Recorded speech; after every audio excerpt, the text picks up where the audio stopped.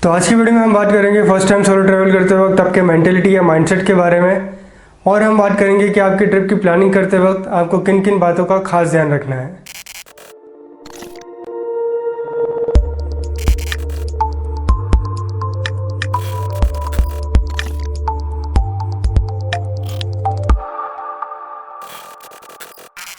Hello everyone, welcome to the first episode of First Solo Travel FAQ and Happy New Year guys. May you all begin to travel this year.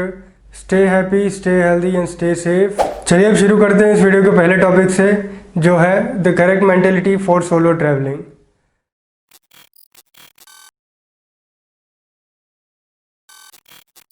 तो आपको क्या लगता है कि अकेले travel करना easy है या डिफ़िकल्ट?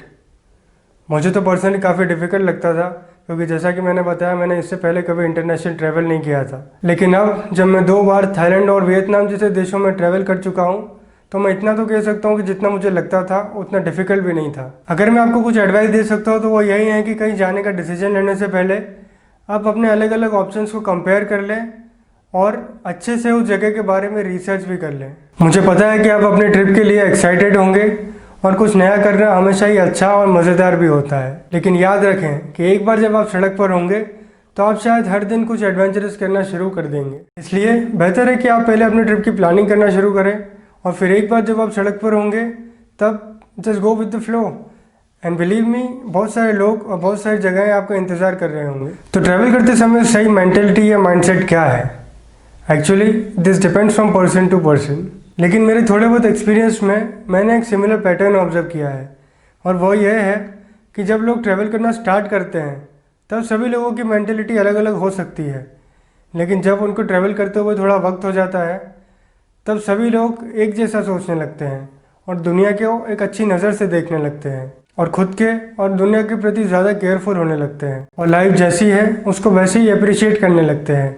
एक ऐसी लाइफ जिसमें चीज़ें बस हो जाती है। उन्हें एहसास होता है कि चीज़ें और लोग आते हैं और जाते हैं। And accepting this fact will guide you to the right mentality. और यदि कुछ इंसिडेंट्स की वजह से आप ये सब बातें समझते हैं तो आपके लिए ट्रैवल करना बहुत आसान हो जाएगा। आपको लोगों के साथ सोशलाइज होने में कोई प्रॉब्लम नहीं होगी और आपको कोई फ़र्क नहीं पड़ेगा कि वो कहाँ से हैं और कैसे दिखते हैं। आप सब कुछ बहुत जल्दी अप्रिशिएट करने लगेंगे और ऐसा करने से आपका ओवरऑल एक्सपीरियंस बहुत अच्छा हो जाएगा। इसी के साथ अब बात कर लेते हैं अपने सेल्फ डाउट या सोशल एंग्जाइटी से डील करने के बारे में। इसके बारे में बात करना बेहद ज़रूरी है, खासकर जब आप अकेले ट्रैवल कर रहे हैं। और बहुत से लोग खुद बाहर जाने से डरते हैं या अवॉइड करते हैं, क्योंकि उन्हें लगता है कि वे इसे डिज़र्व नहीं करते या शायद उनका इस सिचुएशन में होना ज़रूरी नहीं है।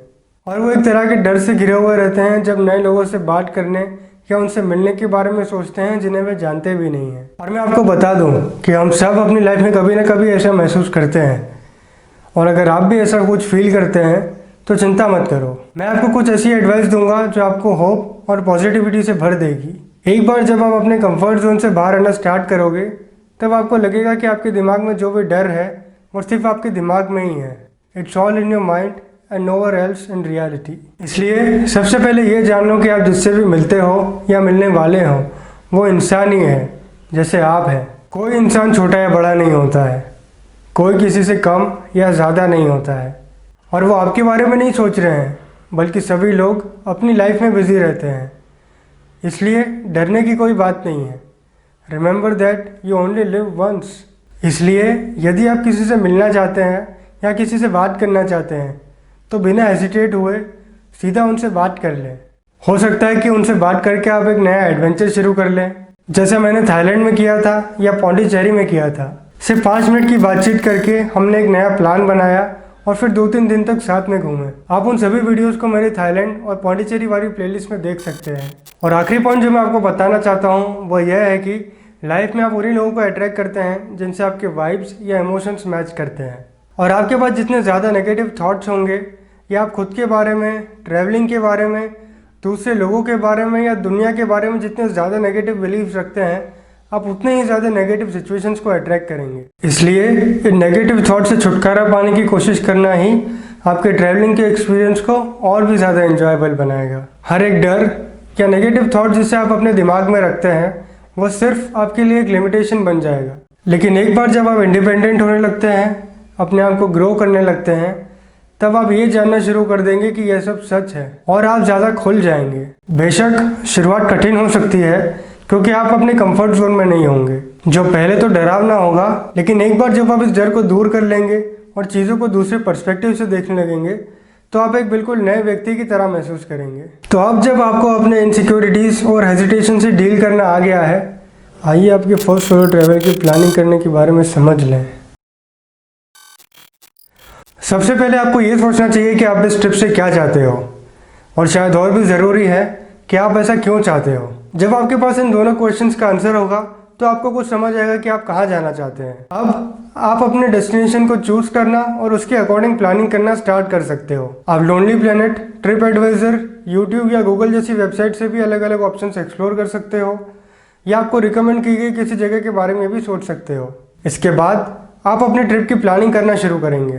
तो ध्यान रखना कि आप जितना ज़्यादा प्लान करेंगे उतना ही ज़्यादा डिफिकल्ट होगा उस प्लानिंग को रियल में इम्प्लीमेंट करना। लाइक फॉर एग्जाम्पल, अगर आप 15 दिन या 1 महीने के लिए जा रहे हैं तो ऐसी जगह नोट कर लें जहाँ जाना आप मिस नहीं करना चाहते, ऐसी जगह जहाँ आप एक रात ज़रूर बिताना चाहते हैं, या ऐसे रेस्टोरेंट्स जहाँ आप ज़रूर जाना चाहते हैं। और इन चीज़ों को पहले से सर्च कर लेना ज़्यादा अच्छा रहेगा, क्योंकि एक बार जब आप डेस्टिनेशन पर पहुँच जाओगे तब रिसर्च करने में आपका टाइम वेस्ट हो जाएगा।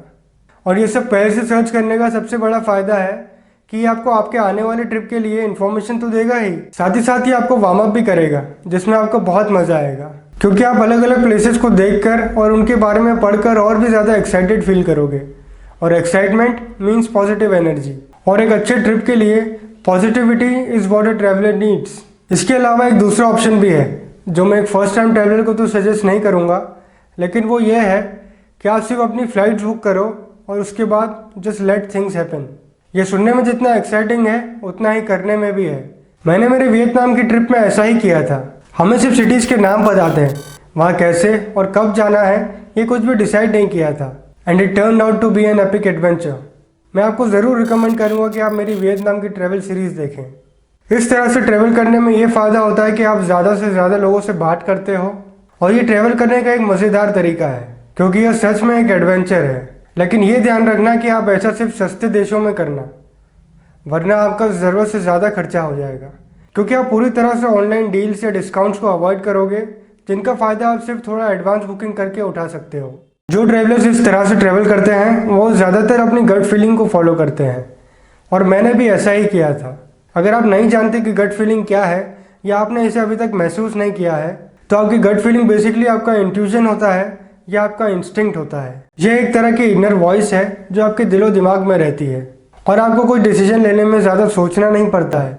It comes to you very naturally and it helps you to keep going. इसलिए अपने इनर वॉइस को सुनने की कोशिश करें और इसे फील करने की कोशिश करें, और फिर आप अपने इंट्यूशन के अकॉर्डिंग डिसीजंस ले सकते हैं, एंड इवेंचुअली आप अपने ड्रीम्स पूरे कर पाओगे और अपने गोल्स अचीव कर पाओगे। इससे पहले हम इस वीडियो में आगे बढ़े, मैं आपको बस इतना बताना चाहता हूँ कि यदि आप इस चैनल को सपोर्ट करना चाहते हैं तो डिस्क्रिप्शन में दिए गए मेरे पेट्रियन लिंक पर क्लिक कर सकते हैं, और हर महीने थोड़ी थोड़ी अमाउंट इस चैनल की ग्रोथ के लिए कंट्रीब्यूट कर सकते हैं।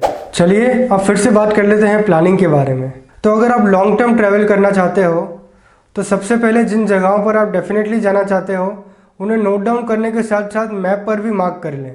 उससे क्या होगा कि आपके पास एक तरह की हाईलाइट तैयार हो जाएगी, जिसके थ्रू आप सब सिटीज़ तक पहुंचने के लिए अलग अलग ऑप्शंस देख सकते हैं। लेकिन हर एक चीज़ को पहले से बुक मत करना। ऐसा बहुत बार होगा कि आप कहीं पहुंचोगे और उसके बाद यू में चेंज योर माइंड, या शायद आपको वही टिकट या होटल बुकिंग कम प्राइस में मिल जाए। सबसे अच्छा होगा कि आप सिर्फ 2 या 3 जगह के अकोमोडेशन बुक करो और फिर आगे का प्लान वहाँ पहुँचने के बाद बनाओ। मैंने मेरे थाईलैंड के 15 दिन की ट्रिप में ऐसा ही किया था। मैंने सिर्फ 6 दिन के लिए हॉस्टल्स बुक किए थे और बाकी प्लान्स मैंने लोगों से मिलने के बाद बनाए, और वो एक्चुअल में बहुत मज़ेदार था। इसलिए ट्रैवल करते वक्त अपने ऑप्शंस ओपन रखना ही बेस्ट ऑप्शन है। और सोलो ट्रैवल करना बहुत मज़ेदार होता है, लेकिन नए लोगों से मिलना और भी ज़्यादा मज़ेदार होता है। आपको कुछ नया करने को मिलता है, आपको दुनिया के अलग अलग कोनों से आए हुए लोगों की सोच पता पड़ती है, आपको कुछ नया सीखने को मिलता है, और इन सब चीज़ों से ही आपका सेल्फ कॉन्फिडेंस बढ़ता है। मैं तो ज़रूर कहूँगा कि आप अपनी गट फीलिंग को फॉलो करें, और जब आपको किसी नई जगह पर जाने का मन हो तो अपना बैग पैक करो और फिर से निकल जाओ। लेकिन ये ध्यान रखना कि नई चीज़ें ट्राई करना ही रियल एडवेंचर है। That's exactly what people do while travelling solo, and you can do it to.